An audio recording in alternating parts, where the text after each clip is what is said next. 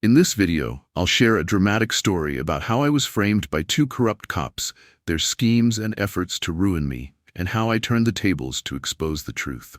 This is a tale of justice, resilience, and an unforgettable moment of triumph. I'm not usually one to complain, but that night felt like the universe was playing a cruel joke on me. Let me set the scene. I'm driving home from work, absolutely exhausted, still dressed in my usual button-up shirt and slacks. Because, of course, corporate life doesn't believe in casual Fridays. The clock reads 9:47 p.m., and all I can think about is collapsing onto my couch and mindlessly watching whatever trash TV happens to be on. The road is eerily quiet, one of those nights when even the streetlights seem dimmer, and the shadows on the sidewalks feel alive, like they're watching. I'm halfway home when I notice headlights in my rearview mirror. Bright, uncomfortably close. Then, suddenly, bam, flashing red and blue lights.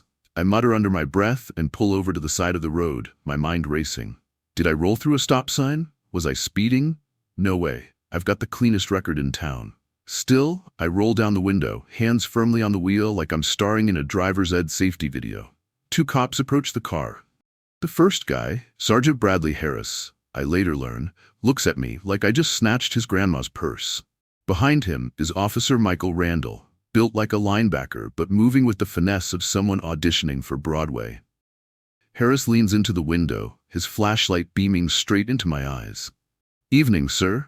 License and registration," he barks, his voice sharp enough to cut glass. I hand him my documents, keeping my tone calm and polite. "Evening, officer. Is there a problem?" I ask, doing my best to sound calm. "Yeah, a big one," Harris replies, his tone clipped and loaded with accusation. He doesn't elaborate. Instead, he tilts his head toward Randall, who's already circling my car like a shark scenting blood. I'm trying to stay composed, but something feels off. My car is spotless, and I have nothing to hide, at least nothing I know of. But the way they're acting, you'd think I just sped off from a bank robbery. And then it happens. Randall pops the trunk without so much as a word. No warrant, no permission, just flips it open like he owns the damn thing. My stomach twists into a knot when he shouts, well, what do we have here?" Before I can process what's happening, Harris yanks me out of the car, rougher than necessary. Now I'm standing in the cold, my hands cuffed behind my back, watching as they pull a backpack from my trunk. A backpack I've never seen before in my life. Inside, wads of cash and a gun that looks like it's been through hell. "What the hell is this?" I ask, my voice cracking as I stare at the bag like it might detonate at any moment. Harris smirks. "That's what we're gonna figure out back at the station." "Wait, hold on. That's not mine," I yell, panic seeping into my words. My heart's pounding so hard I'm amazed they can't hear it. But they're too busy congratulating themselves, smirking and exchanging high fives like they've just cracked a major case. Randall chuckles. "Yeah, sure, buddy. That's what they all say." Before I know it, they're shoving me into the back of their cruiser. The air inside reeks of bad decisions and even worse intentions. As we drive, I can hear them chatting up front like I'm not even there. "Think he'll crack in the first hour?" Randall asks, his tone almost playful. "Please," Harris scoffs. "Guys like him? They fold before we even start the paperwork." Guys like me. What does that even mean? I mutter under my breath, but I already know. The ride to the station feels like an eternity. When we finally arrive, they haul me into an interrogation room. Cold metal table, flickering fluorescent light, the whole cliché. Harris and Randall sit across from me, Harris leaning forward like he's auditioning for good cop, bad cop. Only here, they're both playing the bad cop. "Why don't you just save us some time and tell us what you were doing near the bank tonight?" Harris begins, his tone dripping with fake patience. "I wasn't near any bank. I was at work. Call my boss, check the cameras, do whatever you need to do. That's not my bag, and I didn't do anything." I snap, my frustration boiling over. Randall grins like he's been waiting for this. "See, the thing, your fingerprints are all over that gun. So either you confess now, or we let the evidence do the talking." "My fingerprints?" I blurt, my head spinning. "That's impossible. When? How? Did they plant it?" My voice cracks as I reply, "You're lying." Harris slams his hand on the table, making me flinch. "Watch your tone, kid. You're in no position to call anyone a liar." For hours, they grill me. Accusations fly, their words sharp and calculated, twisting every answer I give. They're relentless, trying to catch me in a lie, to make me slip up. With every denial, they get angrier, their questions more pointed. It's a game to them, a cruel one, and the goal is to break me before sunrise. By the time they finally toss me into a holding cell sometime past midnight, the place reeks of sweat and regret, and a guy in the corner keeps humming some off-key tune that grates on my nerves. I slump onto the cold, hard bench, burying my face in my hands, trying to make sense of everything. This can't be real. I didn't do anything, but here I am, locked up like some criminal mastermind. And the worst part, nobody's coming to save me. Not tonight, anyway.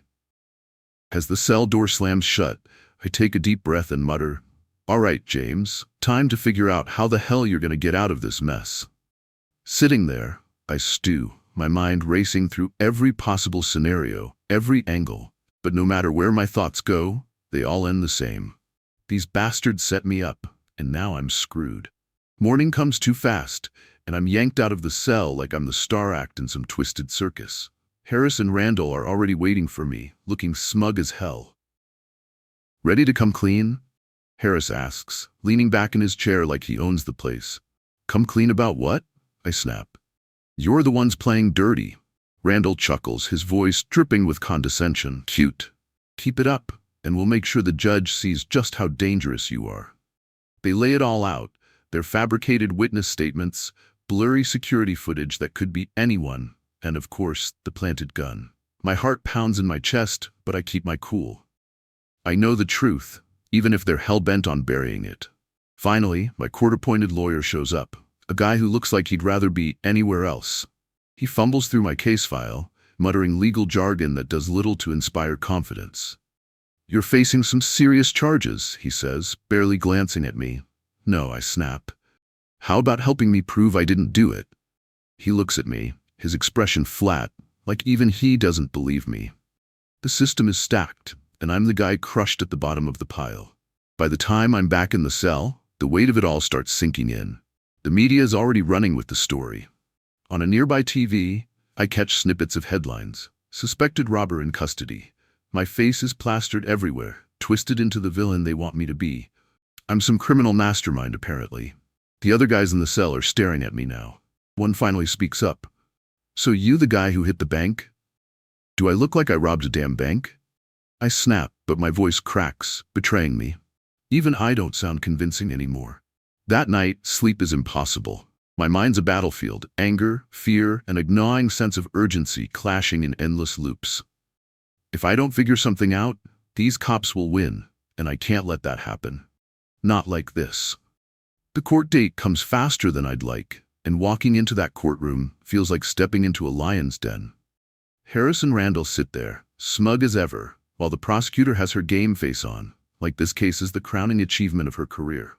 Meanwhile, I'm stuck with my court-appointed lawyer, a guy with all the charisma of a wet sponge. The trial kicks off, and they come at me hard. The prosecutor paints a vivid picture. I'm a criminal mastermind, gun in one hand, getaway bag in the other. She lays out their so-called evidence. The gun, the cash, the fingerprints Harris swears are mine. "Ladies and gentlemen," she says, pointing at me like I'm a trophy on display. "This man thought he could rob a bank and get away with it. Let's prove him wrong." My blood boils, but I hold it together. Losing my temper won't help.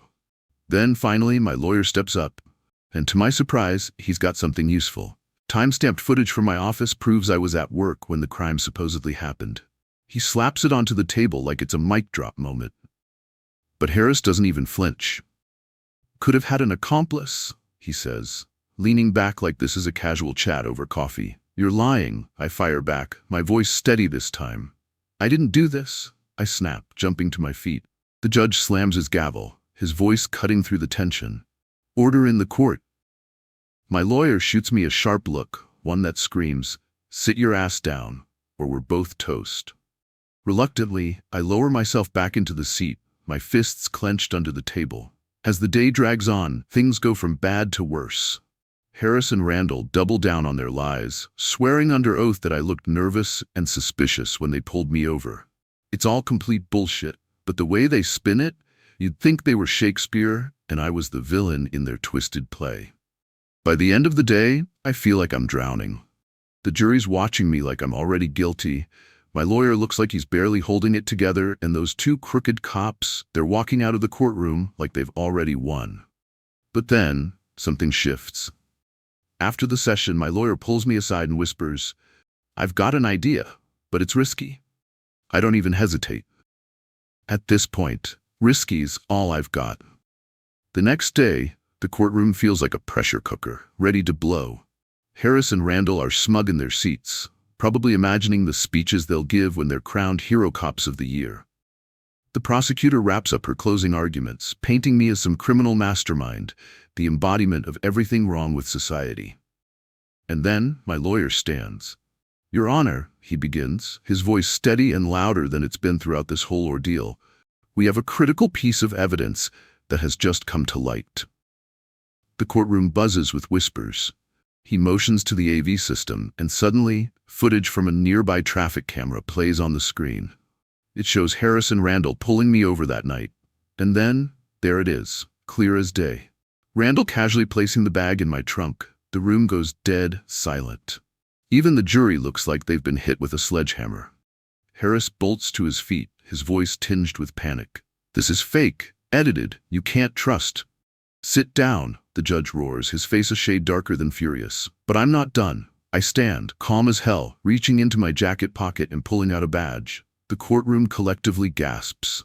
"For the record," I say, locking eyes with Harris, my voice cold and steady, "I'm Agent James Miller, CIA. And I've been investigating corruption like yours for months." Harris and Randall freeze, their smug masks cracking into full-blown panic. Harris and Randall freeze, their smugness replaced with pure, unfiltered terror. The prosecutor stumbles through some excuse, but it's too late. The damage is done. The judge's gavel slams down like a thunderclap.